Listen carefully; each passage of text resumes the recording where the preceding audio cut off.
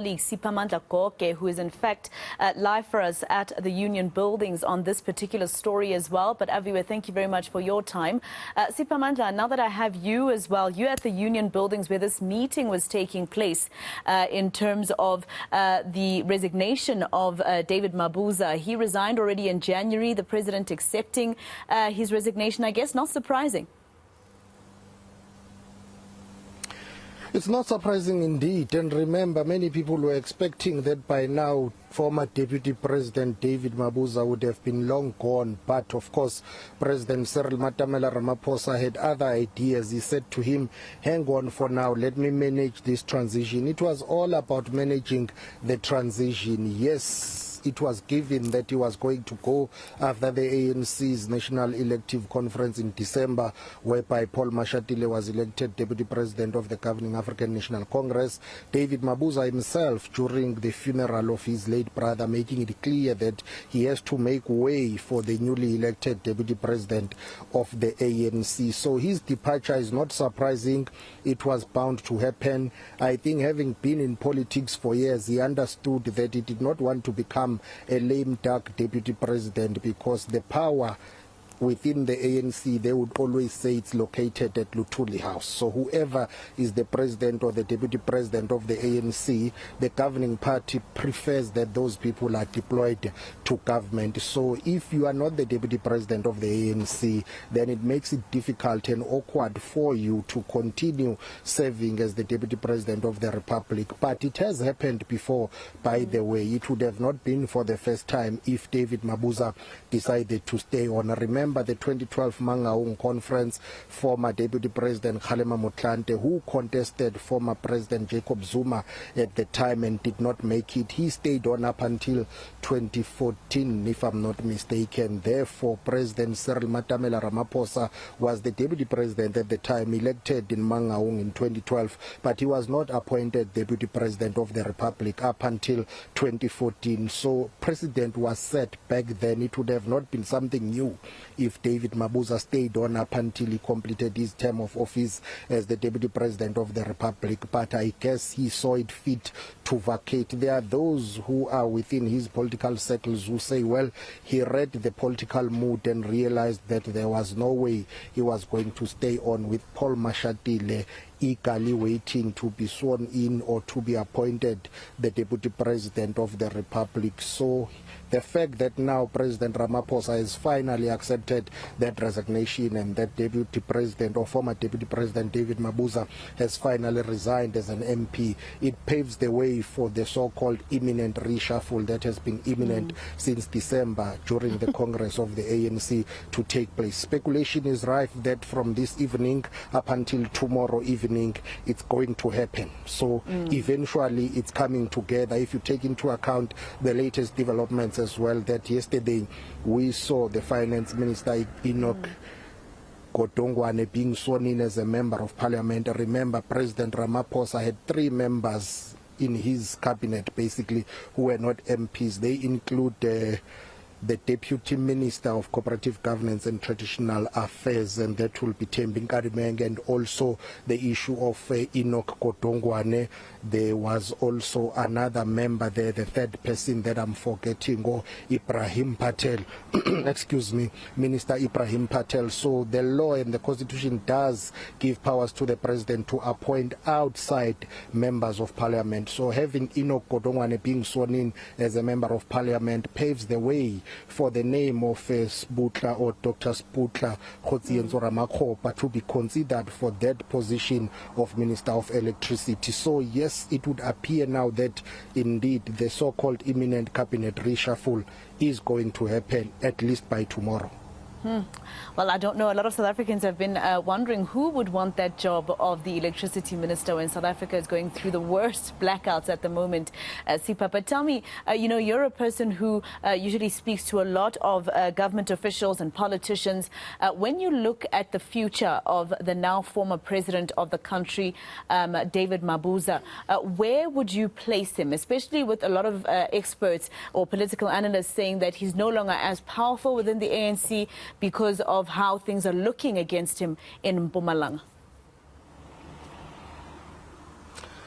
I would be cautious to write him off, and I would also be cautious to give him too much political credit and political mileage, except to say this is politics. Realignments happen every day in politics. For now, he may be down and out. Tomorrow, he may resurface. With politics, you may never know. It's up to him what he decides to do next. But if you take into account how he decided to rise in terms of politics from Mpumalanga, where he served in the provincial administration as former MEC up until he became Prima, he became the chairperson of the ANC in Mpumalanga, becoming the deputy president of the ANC. He has achieved quite a lot politically. Will he be able to bounce back and continue politically, or is this the end for David Mabuza? Only him can answer that question, except to say that in politics, I understand that from here, he will take some time off. He will consider his political options. Do those include him retiring from politics or just taking a sabbatical and coming back? You may never know, especially within ANC politics. There are too many realignments that happen every day, and after each conference of the ANC, you will have people realigning. So for now, it's safe to say, well, he is down and out. The question is, for how long will he be resurfacing in 2027? I guess we can only find out from him. Unfortunately, he's a man who hardly grants media interviews. In fact, even as the Deputy President of the Republic, he was not keen to grant media interviews. That has been his weakness. In fact, he's not someone who prioritized the issue of accountability and open, transparent and engagement with the media. We've been asking for interviews from him. Of course, he's been avoiding the media. It's in his nature and character to do so, which has been his downfall and weakness, because as the second in command, he ought to have been accessible. But of course, it's not surprising, because even the number one himself is not someone who's very kind with media interviews. So we can only wait and see what David Mabuza does moving forward. But I would be really cautious to write him off. I would also be really cautious to be too optimistic that there is still some political fighting that he can mount. We can only wait up until 2027 to see what happens. But for now, he can enjoy his benefits that he has been accorded as the former Deputy President of the Republic of South Africa.